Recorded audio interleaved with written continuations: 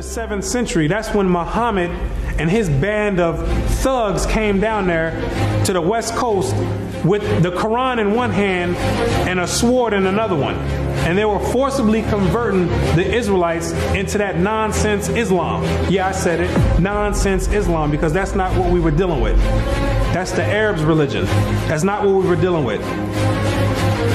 And that was the decline of the Hebraic community over there in the west coast of Africa. And that was the forefront in the beginning of the slave trade. Yea, and what have ye to do with me, O Tyre and Zidon, and all the coast of Palestine? Tyre, Zidon, and the coast of Palestine, those are all ancient Africans that God is referring to. Will ye render me a recompense? And if ye recompense me, swiftly and speedily will I return your recompense upon your own head. Because ye have taken my silver and my gold, and carried into your temples my goodly pleasant things. The children also of Judah and the children of Jerusalem have ye sold unto the Grecians.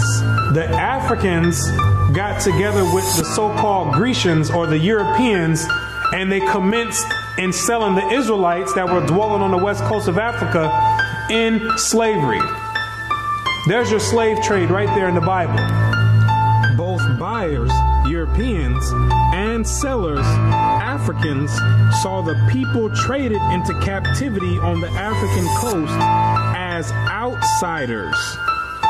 Now, why did those Africans see you as outsiders?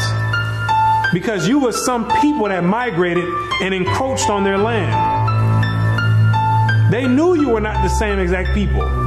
The customs that you had, the way you moved, they knew you were not the same people. So they had no problem commencing in a slave trade with the Europeans. Do you be crazy to believe that Africans were selling their own people?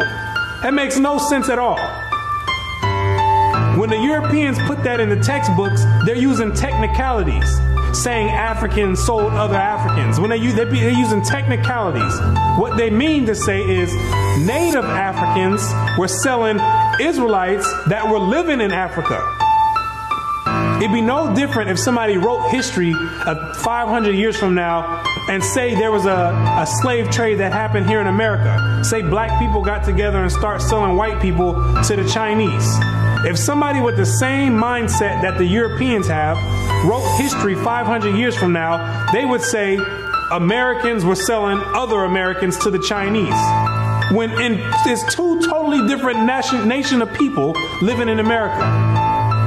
You can't just say Americans sold other Americans. Two totally different people. It's the same exact scenario on the west coast of Africa. So he got together with the Egyptologists, which supplied him with the mummy heads. And what he did was conduct an extensive research on the cranial remains of the heads in Egypt, in contrast to the cranial remains of the heads in America. And what he found out is that the Negroes that were in slavery were not Africans.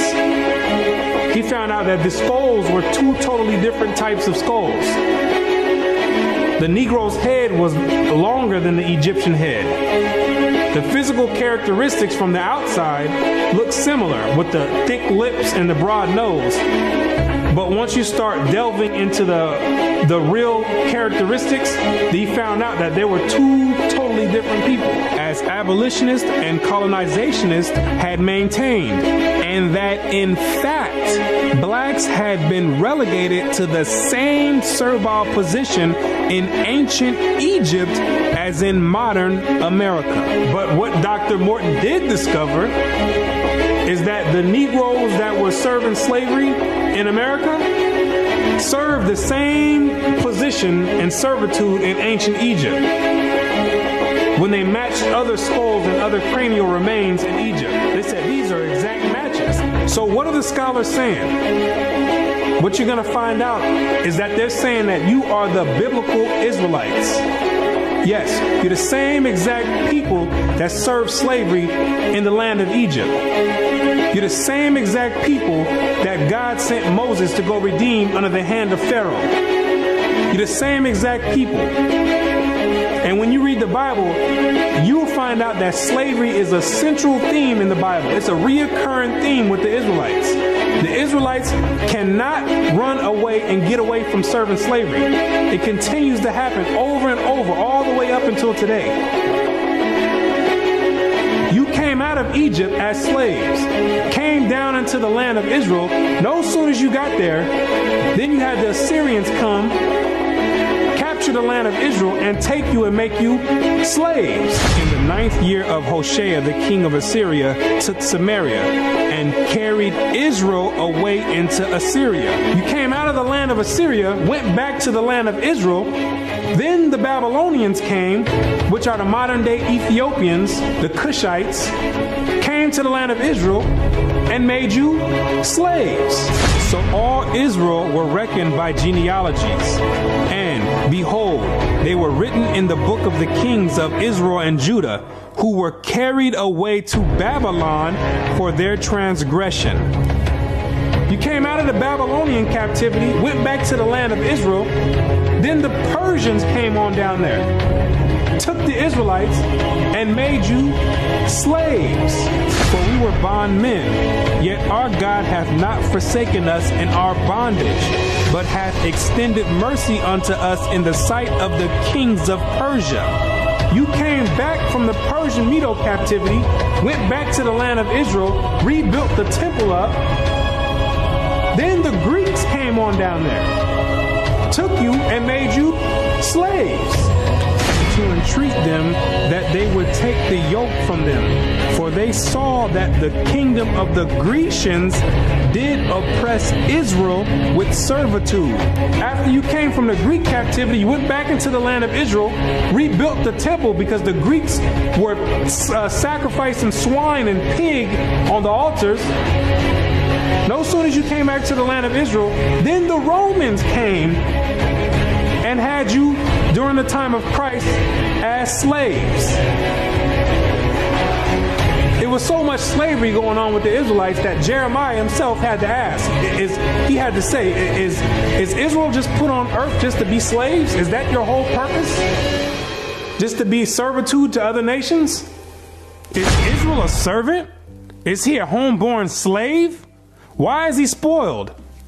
So you might be asking yourself, if the so-called Negro is part of the 12 tribes of Israel, how in the world did you get to the west coast of Africa? And when ye shall see Jerusalem compassed with armies, then know that the desolation thereof is nigh. This is Christ right here speaking to the Israelites. He says, when you see Jerusalem compassed or surrounded by the Roman armies, then know that the desolation or the destruction of the land of Israel is getting ready to happen. The Romans getting ready to come in here and tear some stuff up. Then let them which are in Judea flee to the mountains, and let them which are in the midst of it depart out. And Christ says, when you see the Romans coming in, you better get ready to flee into the mountains. And what you're going to realize is that the mountains that he was talking about was the land of Africa. It was the same exact place that Mary and Joseph took Jesus when they were fleeing from Herod when he was trying to come find Jesus to kill him. They went right into Africa. And the Israelites went into Africa as well, fleeing from the Romans. In the year 65 BC, the Roman armies under General Pompey captured Jerusalem. In 70 AD, General Vespasian and his son Titus put an end to the Jewish state with great slaughter. During the period from Pompey to Julius, it has been estimated that over 1 million Jews fled into Africa, fleeing from Roman persecution and slavery. The slave markets were full of black Jewish slaves. Over 1 million of you Israelites fled from the land of Israel into the land of Africa, running away from the Romans because the Romans was coming to put slaughter to the Israelites. The ones that didn't take heed to the prophecy of Christ when he said you better leave and go to the mountains, go to Africa, when they got caught by the Romans, they were taken back to Europe and sold in slavery and put in servitude. and became gladiators, put in the lions' dens. The pagans and the Romans attacked the Jews indiscriminately. Both the Jewish soldiers and the uninvolved peaceful population without mercy. As a result of this merciless attack, many Jews fled to those parts of northwest Africa known as Tunisia, Algeria, Morocco, and Mauritania. Many other Jews fled to other areas where Rome did not have any jurisdiction. This was to the region of the south, the Sahara Desert, and the Sudan. Grazel says, such is the explanation of how the Sahara Desert first acquired Jewish tribes, toughened by a fighting tradition and possessed of physical characteristics, black, which it is said still makes them approximate very closely the original Jewish population of Palestine. And after migrating from Israel and dwelling on the northwestern parts of Africa, after you were fighting vigorously with the Romans, you had no choice but to start migrating to the southern regions of Africa, where the Romans didn't have any jurisdiction. Because the Romans were relentless and they were adamant about putting all Israelites to death. So in order to get any type of peace, the Israelites had to start migrating to the sub-Sahara parts of Africa. The scholars know this for a fact. The biblical scholars know this for a fact. They know all the history of the Israelites and their migration patterns. Whatever may be thought of the more or less mythological traditions connected with the earliest Jews in North Africa, it is now practically an established fact that a Jewish nation, Jewish at least in faith, and perhaps too in origin, long held sway south of the Sahara.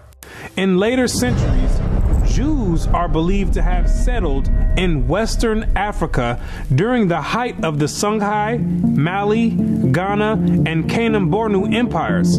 According to accounts from explorers of the region, several powerful Jewish families of the Songhai Empire were of Jewish origin. Some accounts place West African Jewish communities in the Andu Forest of Dahomey, south of Timbuktu. In the 1930s, these groups still maintained a Torah scroll written in Aramaic that had been burned into parchment with a hot iron instead of ink so it could not be changed. In the 1930s, the historians went over there and still found Israelites over there that didn't get captured in the slave trade, still practicing the Hebraic faith, still knowing who they were.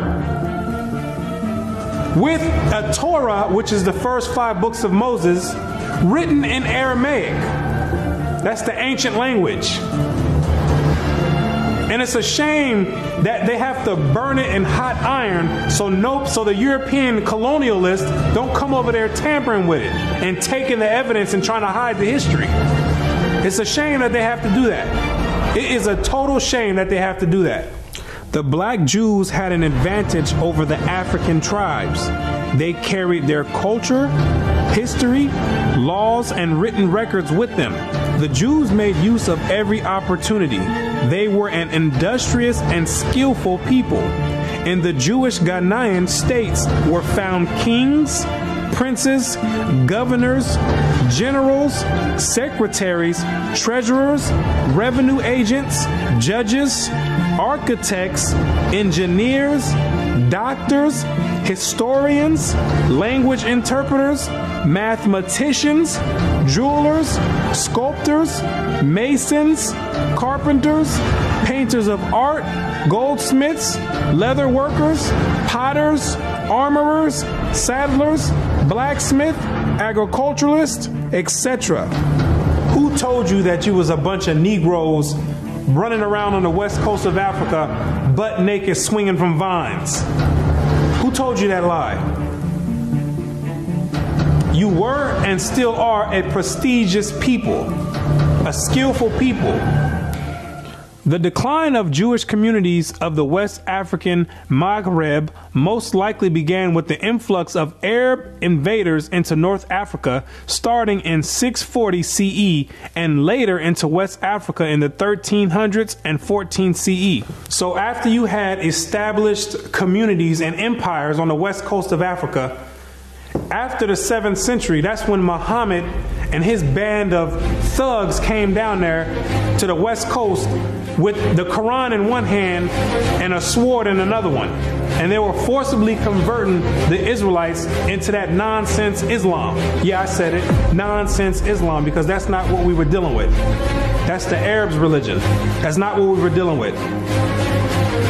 And that was the decline of the Hebraic community over there in the west coast of Africa. And that was the forefront in the beginning of the slave trade. Yea, and what have ye to do with me, O Tyre and Zidon, and all the coast of Palestine? Tyre, Zidon, and the coast of Palestine, those are all ancient Africans that God is referring to. Will ye render me a recompense? And if ye recompense me, swiftly and speedily will I return your recompense upon your own head. Because ye have taken my silver and my gold, and carried into your temples my goodly pleasant things. The children also of Judah and the children of Jerusalem have ye sold unto the Grecians. The Africans got together with the so-called Grecians or the Europeans, and they commenced in selling the Israelites that were dwelling on the west coast of Africa in slavery. There's your slave trade right there in the 7th century. That's when Muhammad and his band of thugs came down there to the west coast with the Quran in one hand and a sword in another one. And they were forcibly converting the Israelites into that nonsense Islam. Yeah, I said it, nonsense Islam, because that's not what we were dealing with. That's the Arabs' religion. That's not what we were dealing with. And that was the decline of the Hebraic community over there in the west coast of Africa. And that was the forefront in the beginning of the slave trade. Yea, and what have ye to do with me, O Tyre and Zidon, and all the coast of Palestine? Tyre, Zidon, and the coast of Palestine, those are all ancient Africans that God is referring to. Will ye render me a recompense? And if ye recompense me, swiftly and speedily will I return your recompense upon your own head. Because ye have taken my silver and my gold, and carried into your temples my goodly pleasant things. The children also of Judah and the children of Jerusalem have ye sold unto the Grecians. The Africans got together with the so-called Grecians or the Europeans, and they commenced in selling the Israelites that were dwelling on the west coast of Africa in slavery. There's your slave trade right there in the Bible. Both buyers, Europeans, and sellers, Africans, saw the people traded into captivity on the African coast as outsiders. Now, why did those Africans see you as outsiders? Because you were some people that migrated and encroached on their land. They knew you were not the same exact people. The customs that you had, the way you moved, they knew you were not the same people, so they had no problem commencing in a slave trade with the Europeans. Do you be crazy to believe that Africans were selling their own people? That makes no sense at all. When the Europeans put that in the textbooks, they're using technicalities, saying Africans sold other Africans. When they're using technicalities, what they mean to say is native Africans were selling Israelites that were living in Africa. It'd be no different if somebody wrote history 500 years from now and say there was a slave trade that happened here in America. Say black people got together and start selling white people to the Chinese. If somebody with the same mindset that the Europeans have wrote history 500 years from now, they would say Americans were selling other Americans to the Chinese. When it's two totally different nation of people living in America. You can't just say Americans sold other Americans. Two totally different people. It's the same exact scenario on the west coast of Africa. Now, before we continue, we're going to come to this book real quick, History of the Conquest of Spain by the Arab Moors by Henry Copey. This is from 1892, so you guys can see. We're in archive.org. Again, that's History of the Conquest of Spain by the Arab Moors, with a sketch of the civilization which they achieved and imparted to Europe by Henry Copey. Volume 2, 1892. This part right here is especially for all the new people. All right, what is a Huguenot? I got several videos on the Huguenots. I got a 5-hour one that is very thorough on the information and their history, what they went through in their involvement in the Americas in colonial times. And who are these people? What is their ethnicity? What is their genealogy and ancestry historically? Now we're going to start here. Page 445 of this book is literally telling us about Columbus, how he's the Christ bearer. That's what his name means, the Christ bearer, and how he left out of a Moorish port. His vessels was fitted out in that little port of Palos, which had lately been a Moorish port. His sailors were, many of them, men with Moorish blood in their veins. Columbus himself, so-called Moorish blood, most likely Sephardic Jew from Portugal. We are investigating. There's many stories of his possible real name out there, so we're investigating, but definitely seems to be he was a Sephardic Jew from Portugal. So he also had Moorish blood. All right, so many of these so-called conquistadors were so-called Moors or so-called black people, right? It has been asserted that when the Moors were driven out, thousands took refuge in the south of France, who afterwards, abhorring the Roman Catholic persecutions, became Huguenots. They became the Huguenots. It didn't say they mixed with Huguenots. They are the ones who became known as the Huguenots in history. So whenever you see Huguenot, we just read John Pinter, right? John Pinter is a Huguenot. We're going to read more about that. Yes, he was a Moor. Yes, Huguenot, so-called black man. Yes, these people, German Palatines, Thomas Nast, right? He was also a so-called black man. I'm going to show you what Benjamin Franklin had to say about them.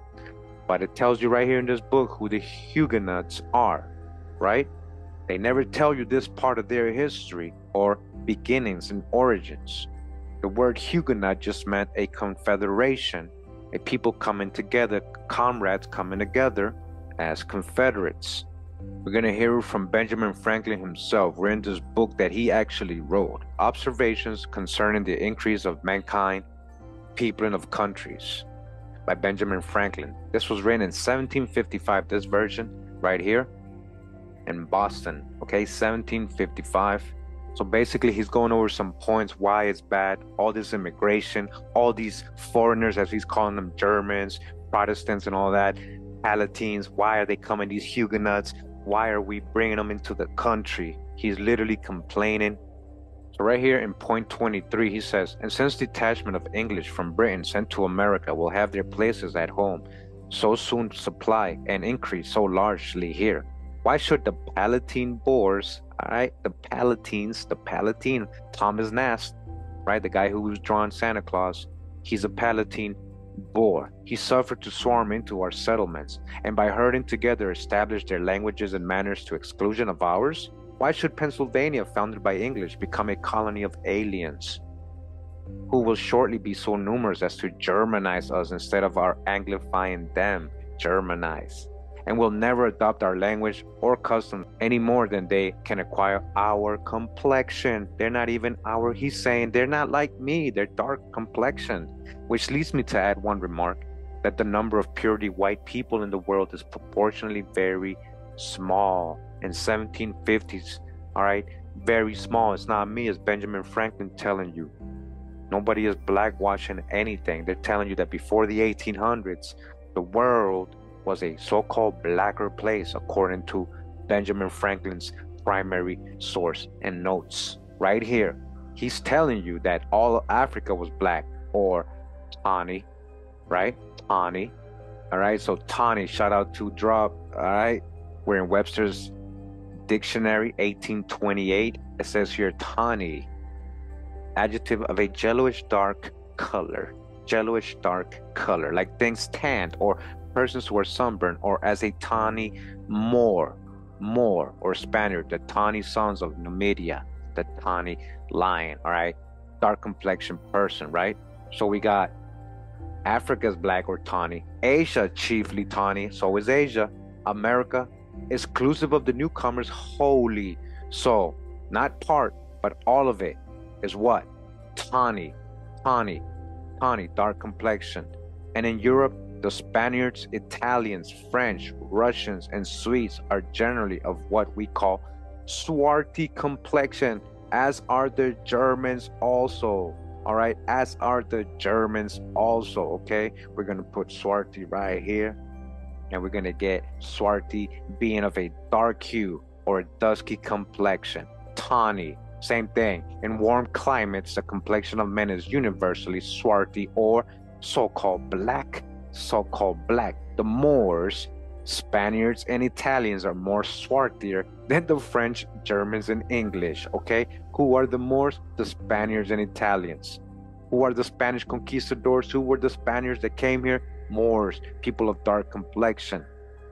All right, their swarthy holes were dark in all our plains. Look at this, black as the swarthy African. Swarthy means so-called black. Okay, Benjamin Franklin is letting you know that the German Palatines were so-called black. The Huguenots were Moors. These are the same people. So again, when they're telling us Santa's New York roots, who are these men, these so-called Dutch and German Palatines? Once you have a better perspective of who they are, you see things a lot differently, right? You see things a lot differently. You can't just blame the so-called white man. It's not about complexion. So remember, they would tell you Moorish descendants of the North Gate and South Gate problem that you nationalized. Have is they have fake scholars who keep getting paid off, that keep promoting these people as crayons, knowing that that makes them non-descendable. Whether it was black, green, purple. Scholar? Give me a fake scholar. Anybody that continues to call these people of Moorish Asiatic descent black, knowing it makes them non-descendable. We're talking about a political issue of estate and birthright. Is Dr. John Henry Clark one of those? Who are you talking He about? knows that these people are Moors. All ethnic groups in this country understand they got a nationality, because you answer to such stupid words like Negro and colored and black. You have no nationality. Negro is not a nationality. Some lazy Portuguese or Spaniard took an adjective and made a noun out of it. Colored is not a nationality. Black tells you how you look, but it don't tell you who you are. Again, we as Moors of the Western empires, right, going all the way from the Horn, not the Horn, but from the Cape, all the way from the Ivory Coast, all the way up around into Mauritania, what is now Mauritania, Morocco, Tunis, Tripoli, Egypt, and then going all the way back down to the Ivory Coast, Cameroon, and then inside Mali, all of that was the western portion of the empire. So we here, as the Moors, have to understand that we are the torchbearers of that bloodline, because after Granada, which one thing they don't tell you is that after the expulsion of Granada, all of the noblemen and people like that already had estates set up for them over here, because those estates was established for them over there. Because remember, it was our ancestors from northwestern and northern Africa that went up into what they now call Hispania, set up all those dominions as far up into the southern France, what we call the period. It's the biggest Islamic states that was found here in Old Mexico. In terms of the Asiatic or the old Atlantean empires, is in fact the Asiatic Moors of Barbary and the giant Asiatic Moors from Tartary. The Tartarian Empire, just like the Barbarian Empire, was peopled by Moors. Okay? Genghis Khan was a Moor. Get the book Conquest of Peru, Mexico, Talamanca, Natchez, and Talaquesta. That was the book in the 13th century about the Mongolian, so-called the Tartary invasion, that basically ended with a unification treaty by which we all came together at this thing called the Battle of Anju Wat. But excuse me, Anju Jat. Again, barbarian does not mean evil. Barbarian is another word for Barbary, and the Barbary powers was one of the powers that ruled the world on the left side, and then you had the Tartarian Moors running it on the right side, and we ran everybody in the middle. And it's going to go right back to that in the end. So, Islam. The garden of